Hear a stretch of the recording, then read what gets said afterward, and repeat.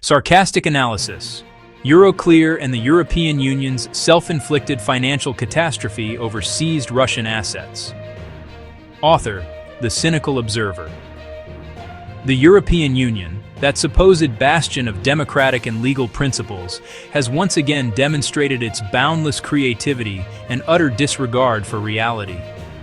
At a time when the situation on the battlefield increasingly points to a Russian victory, or at least that the war will not end according to the EU's wishes, Brussels has found a brilliant way to shoot itself in its own financial foot, with the idea of confiscating billions of frozen Russian assets held in the financial Titanic known as Euroclear, and diverting them to finance Ukraine. Euroclear, the last act of desperation.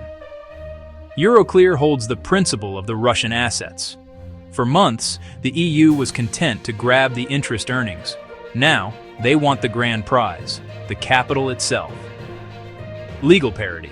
The EU intends to use the principal and declare it as reparations. Historically, reparations are paid by the loser to the victor. If Russia is on the path to victory, the EU is actually establishing an unprecedented financial precedent, stealing the property of a winning adversary to finance the losing side, while the war is ongoing and without any international peace treaty. This is not financial policy, it is financial fantasy. Dutch inspiration, X 1000, confiscation at the height of shame. If the Nuke case, where the Dutch blocked foreign ownership for national security, was already a controversial move, the confiscation of sovereign assets belonging to a nation that might actually win the conflict is a financial and geopolitical nuclear bomb. This is not just a violation of property rights, it is a confession of complete helplessness and desperation. It is a last-ditch attempt to solve a fluid political and military situation with immovable assets. Consequences. Russia, victor, player, and victim simultaneously.